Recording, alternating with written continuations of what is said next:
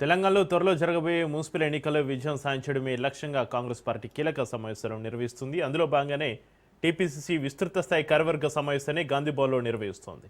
ఈ భేటీలో CM Revanth Reddy, TPCC chief Mahesh Kumar Goud, Congress incharge Meenakshi Natarajan, AICC కార్యదర్శులు పాల్గొనున్నారు. ప్రధానంగా మున్సిపల్ ఎన్నికల్లో అమలు చేసే వ్యూహాలపై చర్చించనున్నారు. మున్సిపల్ ఎన్నికలపై తాజాగా రేవంత్ రెడ్డి, మహేష్ కుమార్ గౌడ్ చర్చించారు.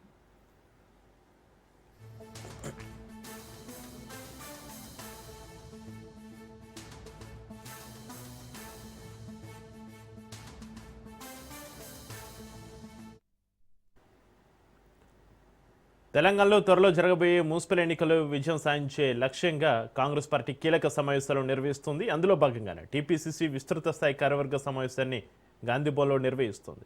ఈ భేటీలో CM Revanth Reddy, TPCC chief Mahesh Kumar Goud, Congress incharge Meenakshi Natarajan, AICC కార్యదర్శులు పాల్గొనున్నారు. ప్రధానంగా మున్సిపల్ ఎన్నికల్లో అమలు చేసే వ్యూహాలపై చర్చించనున్నారు. మున్సిపల్ ఎన్నికలపై తాజాగా రేవంత్ రెడ్డి, మహేష్ కుమార్ గౌడ్ చర్చించారు.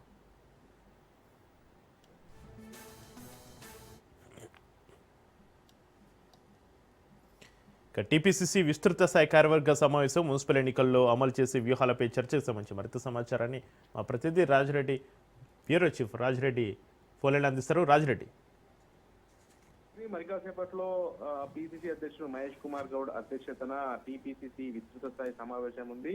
ముఖ్య అతిథిగా ముఖ్యమంత్రి రేవంత్ రెడ్డితో పాటు మీనాక్షి నటరాజన్ యొక్క సమావేశానికి హాజరు కాబోతున్నారు. ముఖ్యంగా కాంగ్రెస్ సర్పంచ్ ఎన్నికల్లో మెరుగైనటువంటి ఫలితాలు సాధించింది. అదేవిధంగా మున్సిపల్ ఎన్నికల్లో కూడా మెజార్టీ స్థానాలు దక్కించుకోవాలి. అదేవిధంగా మెజార్టీ మున్సిపాలిటీస్ ను, అదేవిధంగా మెజార్టీ మున్సిపల్ కార్పొరేషన్స్ ను కూడా గెలుచుకోవాలనే వ్యూహంతో ఈ యొక్క సమావేశం జరుగుతున్నట్టు తెలుస్తుంది. ఎందుకంటే క్షేత్రస్థాయిలో పార్టీని బలోపేతం చేయడం, ముఖ్యంగా మున్సిపల్ ఎన్నికల మీద ఫోకస్ చేయడము, అదేవిధంగా మున్సిపల్ ఎన్నికల్లో అనుసరించవలసినటువంటి వ్యూహాలపైన ప్రధానంగా చర్చించే అవకాశం ఉంది.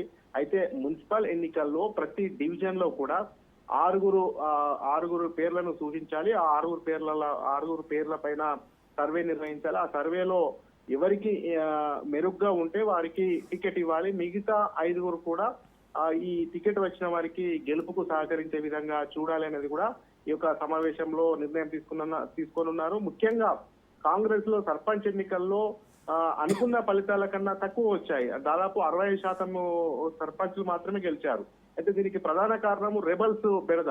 అయితే మున్సిపల్ ఎన్నికల్లో ఈ యొక్క రెబల్స్ బెడద లేకుండా నివారించాలి. రెబల్స్ ఉంటే కనుక మళ్ళీ కూడా నష్టం జరిగే అవకాశం ఉంది అనేది కూడా కాంగ్రెస్ యోచిస్తుంది. ఈ యొక్క నేపథ్యంలో ఏ మున్సిపాలిటీలో అయినా, ఏ డివిజన్ లో కూడా రెబల్స్ బెడద లేకుండా టికెట్ ఎవరికైతే ఇస్తారో వారికి సహకరించే మిగతా వాళ్ళు కూడా పనిచేస్తే మెజార్టీ స్థానాలను, మెరుగైనటువంటి ఫలితాలను 80-90% మున్సిపాలిటీలను కూడా గెలుచుకోవచ్చు అనే వ్యూహంతో కూడా కాంగ్రెస్ ఉన్నట్టు తెలుస్తుంది. అందులో భాగంగానే ఈ రోజు ముఖ్యమంత్రి రేవంత్ రెడ్డి, పిసిసి అధ్యక్షుడు మహేష్ కుమార్ గౌడ్ ముఖ్య నేతలకు దిశానిర్దేశం చేయనున్నారు.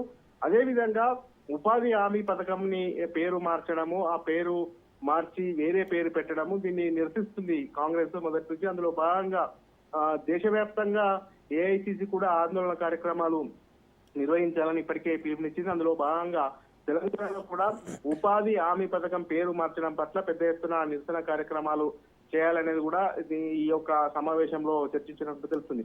అదేవిధంగా పార్టీ కమిటీలు ఇప్పటి వరకు పార్టీలో పూర్తి స్థాయి కమిటీలను వేయలేదు. అందులో భాగంగా పార్టీ కమిటీలను కూడా వేస్తామని కూడా చెప్పే అవకాశం ఉంది. ఇప్పటికే డిసిసి అధ్యక్షులు ప్రకటించారు. డిసిసి అధ్యక్షులు ప్రకటించినా కానీ డిసిసి కార్యవర్గాన్ని కూడా వేయలేదు. ఈ యొక్క నేపథ్యంలో ఎవరైతే నియోజకవర్గంలో మంచిగా పనిచేస్తారో, ఎవరైతే మొదటి నుంచి కాంగ్రెస్ లో ఉన్నారో వారందరినీ లిస్ట్ తీసుకొని వాళ్ళకు డిసిసిలో అవకాశం కల్పించాలని చూస్తుంది. అందులో భాగంగా డిసిసి కార్యవర్గంలో చోటు, అదేవిధంగా మండల్ కాంగ్రెస్ అధ్యక్షులు, అదేవిధంగా బ్లాక్ కాంగ్రెస్ అధ్యక్షులను కూడా మార్చాలని కూడా కాంగ్రెస్ యోచిస్తుంది. ఎవరైతే మండల్ కాంగ్రెస్ అధ్యక్షులకు ప్రపోజల్ లిస్ట్ ఉంటుందో ఆ ప్రపోజల్ లిస్ట్, అదేవిధంగా బ్లాక్ కాంగ్రెస్ ప్రపోజల్ లిస్ట్ పైన కూడా చర్చించి ఒక నిర్ణయం తీసుకునే అవకాశాలు కనబడుతున్నాయి. అదేవిధంగా నామినేటెడ్ పోస్టులు కూడా ఎప్పటి నుంచో ఊరిస్తూ వస్తున్నాయి. ఈ యొక్క పిసిసి కార్యవర్గ సమావేశంలో నామినేటెడ్ పదవుల పైన కూడా ఒక క్లారిటీ, ఒక స్పష్టత వచ్చే అవకాశం ఉంది. ఇప్పటికే నియోజకవర్గానికి 2-3 పేర్ల చొప్పున